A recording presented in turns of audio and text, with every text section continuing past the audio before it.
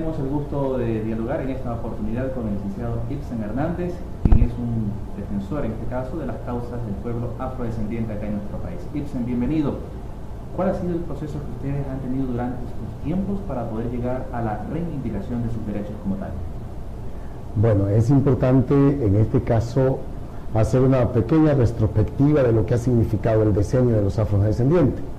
Desde Durban hasta esta parte, donde entramos en un proceso importante de apuntar a la descolonización de la memoria, y en ese proceso de descolonización, por ejemplo, planteamos el tema de la autodeterminación, y esa autodeterminación implicó de que fuéramos a Santiago de Chile hace unos 18 años y luego Durban, y salimos como pueblo afrodescendiente, que implica una reivindicación política de los afrodescendientes. Y desde esa época hasta acá ya estábamos nosotros planteando el tema de la necesidad de tener un decenio para los afrodescendientes. Ahora se ha hecho realidad el tema del decenio. Naciones Unidas ha recogido las inquietudes y las luchas de los movimientos sociales afrodescendientes en América y el mundo. En esa medida, el día de hoy, estamos nosotros ya cerca a que el presidente de la República del Ecuador firme un decreto donde se compromete al cumplimiento de lo que plantea el decenio para los afrodescendientes. Un decenio que recoge la aspiración de lo que es la justicia, el reconocimiento y el desarrollo. Esos tres elementos básicos importantes que históricamente se ha negado al pueblo afrodescendiente. Se habló de la justicia y del desarrollo. Ha sido bastante dura la lucha en nuestro país para ustedes reivindicarse y ser tomados como tal y también hacer prevaler sus derechos frente a las demás etnias y razas que componen nuestro país. Bueno, ha habido un tema que es fundamental reconocer en esto, en las luchas de los pueblos afrodescendientes. El Ecuador nace como república en todo un proceso de desconocimiento o de desconocer al otro. Pero estamos hablando del tiempo cuando estamos en la República del Ecuador, cuando integramos a Colombia, cuando antes venían los procesos de integración de lo que es ahora lo que otros países como Colombia, Ecuador, Venezuela, y que luego tenían un conjunto de saberes, de actitudes, y que ustedes también están dentro de ese proceso. Pero resulta que en el año de 1830, cuando se forma la República, los afrodescendientes en el Ecuador eran esclavizados, eran esclavos, y se estaba construyendo la República. Es decir, que la República nace con desigualdades enormes, unos esclavizados, otros como concierto y unos libres que tenían todo. Se construyen universidades y los otros mestizos blancos, ellos podían ir a la universidad y podían construir cosas, mientras que mi abuelo era parte o pertenencia como un objeto más de cualquiera de los denominados blancos mestizos. Esas diferencias profundas, sin tierra, sin educación, sin política, sin eso, se genera. Y eso hasta 1851, en que se da la abolición de la esclavitud, firmada por Urbina en Guayaquil. Eso es importante, que se firma aquí en la ciudad de Guayaquil en 1851, el 25 de julio. Pero eso no se dio automáticamente, sino un proceso de liberación escalonado e irónicamente el Estado le paga al esclavizador para que dé la libertad. Ese es un tema terrible. Bueno, eso duró hasta 1860. Se da la abolición de la esclavitud y nace el concertaje afrodescendiente. Y eso duró hasta 1920, de tal manera que los primeros hombres y mujeres afrodescendientes que tienen acceso a la educación es a partir de 1920 en adelante. Entonces, frente a esas desigualdades históricas, era necesario plantear un decenio, porque eso que pasó con el Ecuador pasó con toda América Latina y con toda América en términos generales. Y el Ecuador es uno de los pioneros en el tema de reconocimiento de derechos, porque nosotros aquí se firmó en 1851, en los Estados Unidos todavía no se daba, es decir, nosotros fuimos primeros en reconocer. Ahora vamos a ser primero en que un Estado se comprometa al cumplimiento del decenio. El primer país que va a firmar un compromiso es el Ecuador, y lo va a hacer el día de mañana en el Centro de Convenciones. ¿Qué hacer luego del decenio? ¿Qué es lo que se viene por parte de ustedes? ¿Qué propuestas tienen para poder ser parte, ahora ya una firma este decenio, como pueblo afrodescendiente, como ustedes se autodeterminan? Claro, hay una cosa que es importante, ¿no? Los afrodescendientes venimos históricamente trabajando sobre algunos elementos, ¿no? Desde desde hace unos 10, 15 años a esta parte, hemos venido teniendo permanentemente trabajos de propuesta de cómo se debe resolver los problemas del pueblo afrodescendiente. Mucho antes que entre la Revolución Ciudadana en este caso. Mucho antes, por supuesto. Pero ahora tomados en cuenta por la Revolución Ciudadana. Ahora hemos sido tomados mucho más en cuenta. Ha habido un decreto 60 que firmó el presidente, es un elemento importante, es una decisión política importantísima. El tema de la misma Constitución del 2008 es que se ratificó en Montecristo los derechos colectivos del pueblo afrodescendiente. O sea, nosotros creemos que son avances históricos significativos. El mismo hecho de darle derecho a la naturaleza que nos permite proteger los manglares que los hemos cuidado históricamente en la provincia de Esmeralda. Es decir, vemos que esta Constitución y en estos últimos 9 años han habido avances muy significativos que permiten tener una esperanza para construir una sociedad distinta.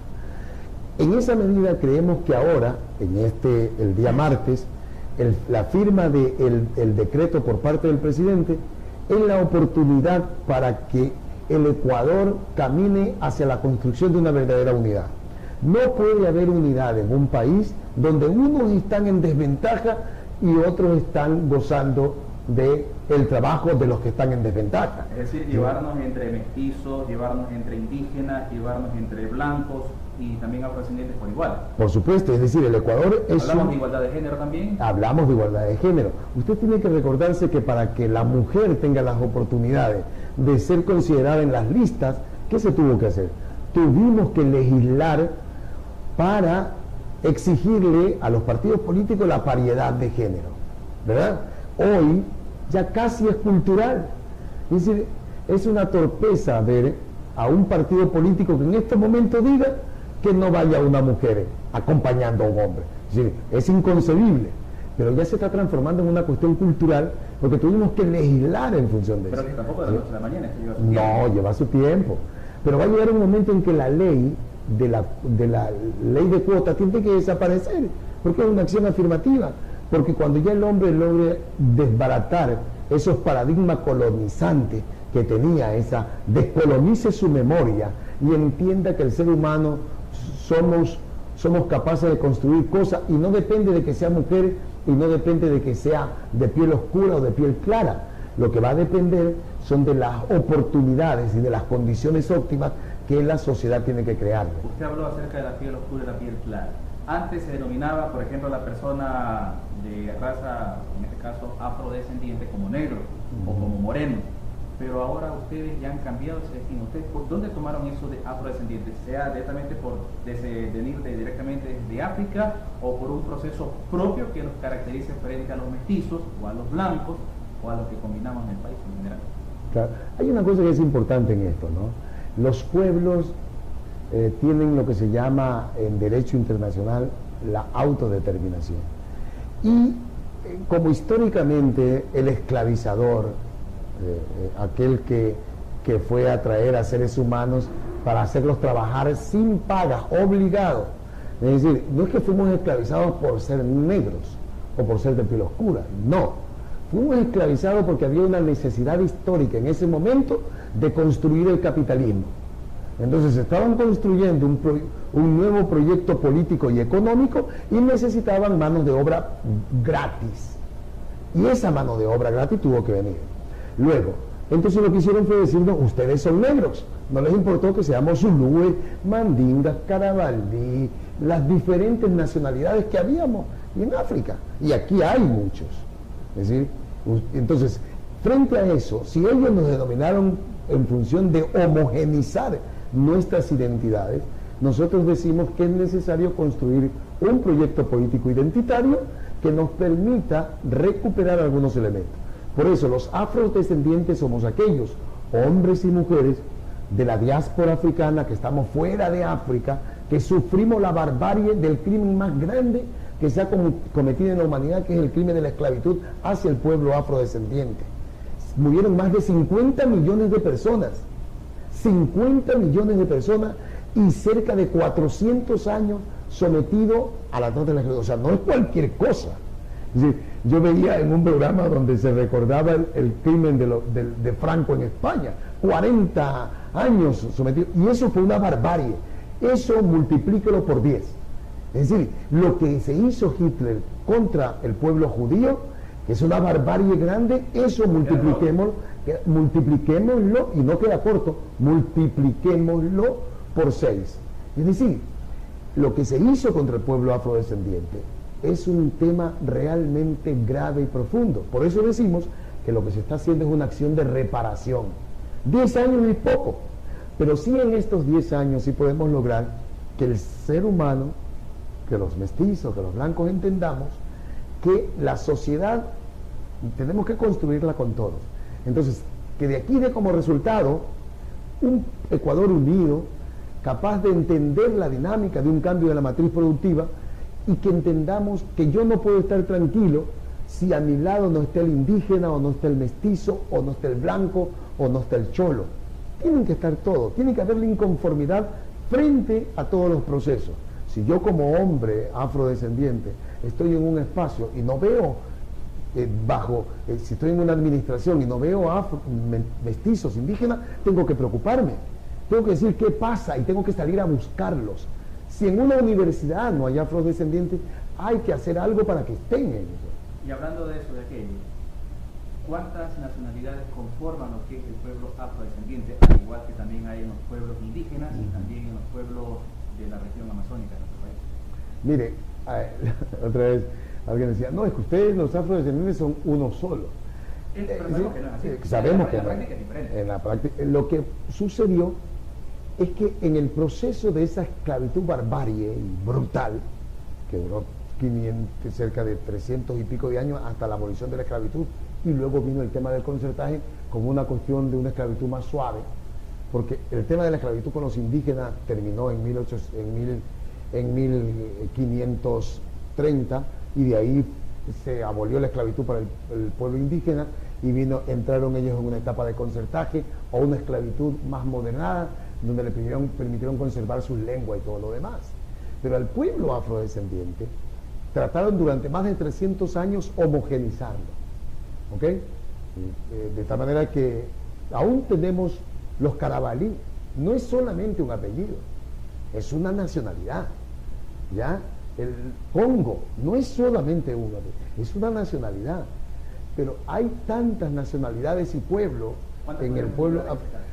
No podría atreverme a decir un número exacto, pero estamos en un proceso de investigación, de búsqueda y de reencontrarnos con nuestra historia. Mire, usted busque los libros de historia del Ecuador y no encuentra más que un pedacito en donde dice que el pueblo afrodescendiente fue esclavizado, ¿okay? Es decir, y estamos en un proyecto revolucionario de cambio, en donde hay un gobierno que tiene una apertura enorme, en donde maneja un discurso de la equidad.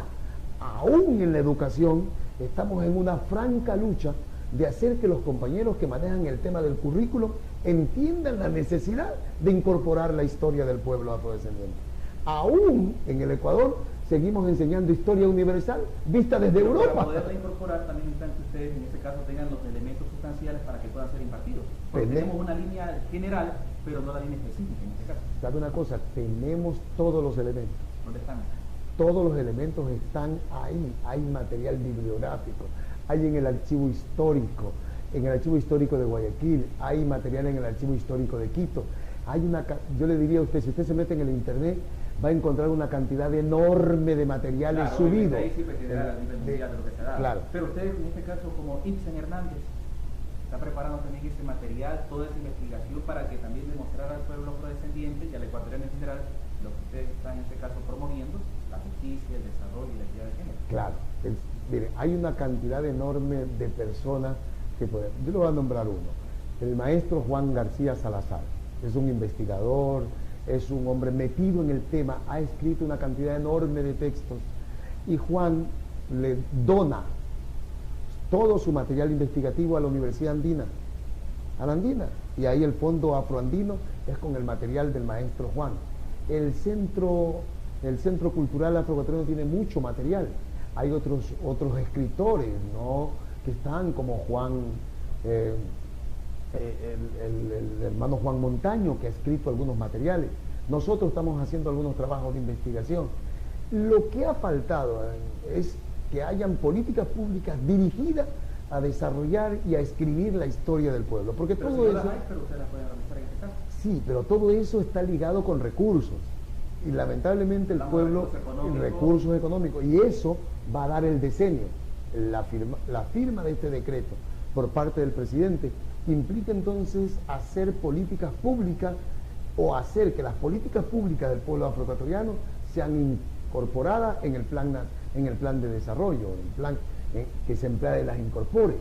Es decir, solamente con una decisión política seria podemos enriquecer al Ecuador y no hacer que nuestros niños y jóvenes, por ejemplo usted, yo y muchos de los que nos están escuchando, no han tenido la oportunidad de conocer la rica historia del pueblo afroecuatoriano. O sea, es perderse esa oportunidad, o sea, saber quién era Alonso Villesca, quién fue Antón, quién fue Otamendi en el proceso de la construcción de la República, quiénes fueron los cimarrones o los marrones que pelearon defendiendo a Guayaquil.